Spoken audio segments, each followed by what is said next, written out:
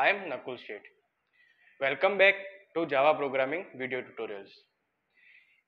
In this video series, we have discussed three object-oriented programming concepts. Those are class and object, inheritance and encapsulation.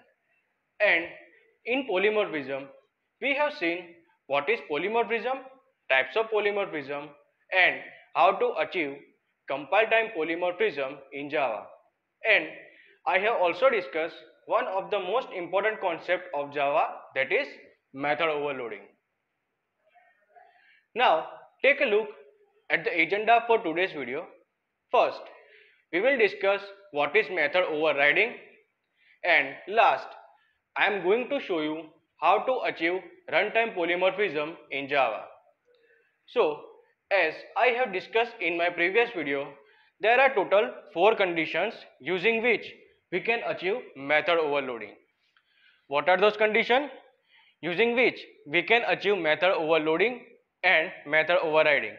First, I am going to show you what are different conditions to achieve method overloading in Java. So, in method overloading, we are going to create different methods with same name. So, the first condition is same name. Means we have to declare 2 or more methods with same name. Then second point, all of those methods must be in same class. And third, and the most important point, that is different argument. Which means all of those methods which have same name and same class must contain different argument. So there are 3 different conditions in this point. First is you can change number of argument. Then second, you can change sequence of argument as well. And last, you can change the type of argument as well. So students, we can satisfy any of these 3 conditions, and if we are going to satisfy all of these 3 main conditions, then we are going to achieve method overloading in Java. Now we are talking about another term, that is method overriding. So in method overriding, there are multiple methods with same name. Now we are talking about their classes. Then those methods must be available in different classes. And last, in method overloading, methods have different argument, but in method overriding, we have to make those arguments as same arguments. So as per method overloading, there are 3 different conditions to achieve method overriding. First is we make same number of argument. Second, we can make same sequence of argument, and at last we have to make same types of argument as well. And if you are going to satisfy all of these 3 main conditions, then method overriding is not possible. We have to add another condition, that is inheritance, which means I am going to satisfy these 3 conditions, but it doesn't have inheritance, then method overriding is not possible. So multiple classes must have is a relationship in Java, then you can achieve method overriding. So on my previous video, I have discussed about method overloading in details. Now in this video, I am going to show you how to achieve method overriding through programmatically. So let us move to the notepad.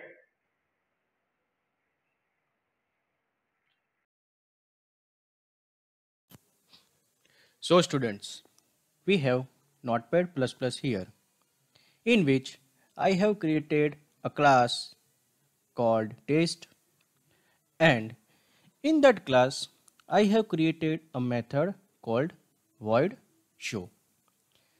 Now in this method I am going to print method 1 using system.out.println and method 1, and then I will create another class called main class, because what is the second condition?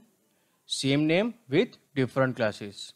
That's why I am creating this main class, and in this main class I am going to create a method called void show with same argument as parent void show method. Now, in this method, I am going to print method 2. So, I am going to write system.out.println and method 2. Then, what was the fourth condition? Two class must have is a relationship to achieve method overriding. So, I am going to extend this test class to the main class by extends test. Why? Because without inheritance, method overriding is not possible. And then I am going to create a main method here using public static void main and in bracket string args, in which I am going to create an object of test class using test t equals to new test bracket open and close and then t dot show. Then after I am going to create an object of main class using main m equals to new main then bracket open and close and then we have m dot show. So I have called show method with the use of an object of main class. So this show method of main class will be overridden by this show method of test class. So let me save this program first, give its name to main.java and we have command prompt here. But first I have to move to the specific folder in which I have saved my file using cd desktop then cd java, and that's the folder in which I have my Java file. Then I am going to write javac main.java to compile my Java program. Then java test to run this program. Then your compiler immediately throws an error that is main method not found in class test.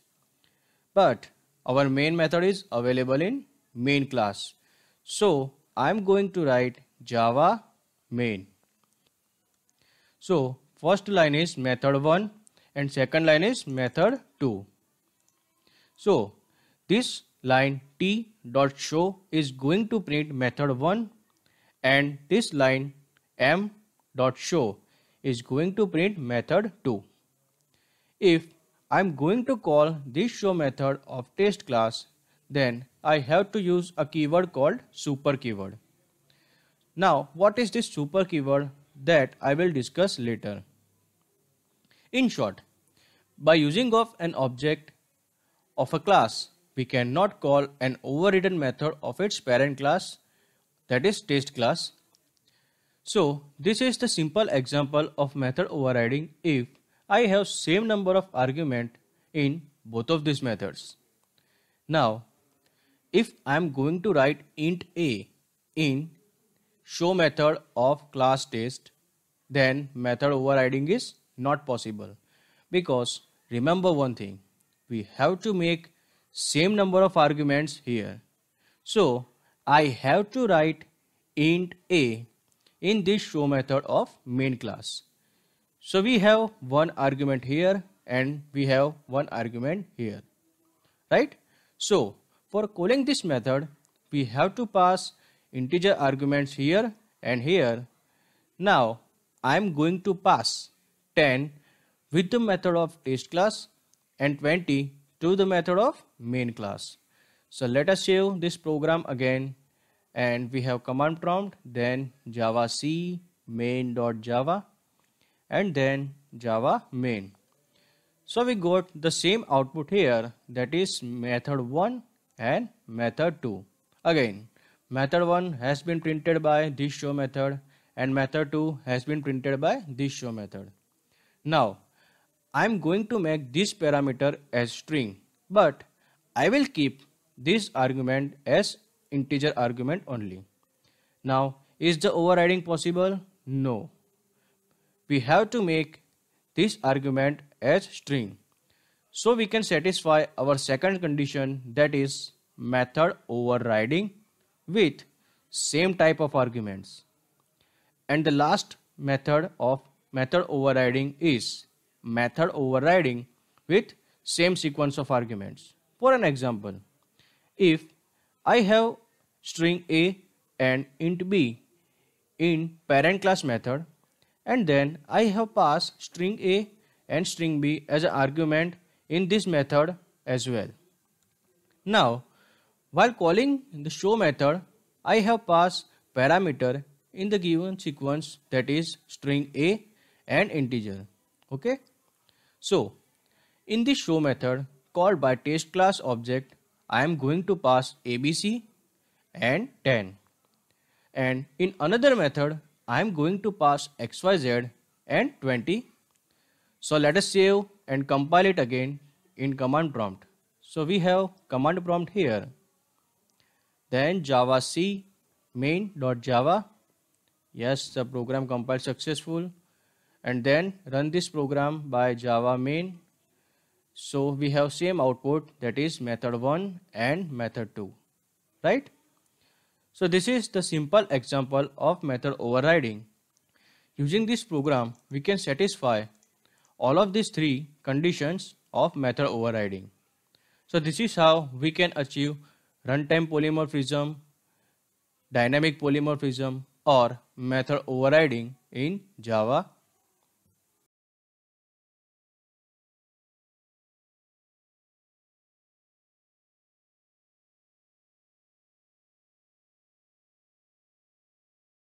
So students, I hope you understand what is polymorphism and how to achieve runtime polymorphism in Java.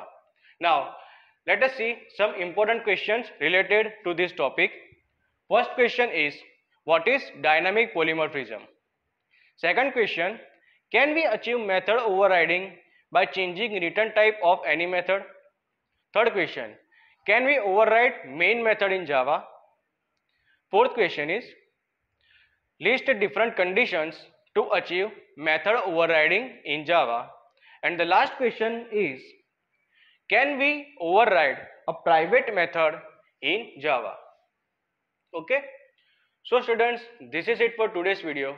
Thank you for watching this video. Keep learning. Stay happy. Bye.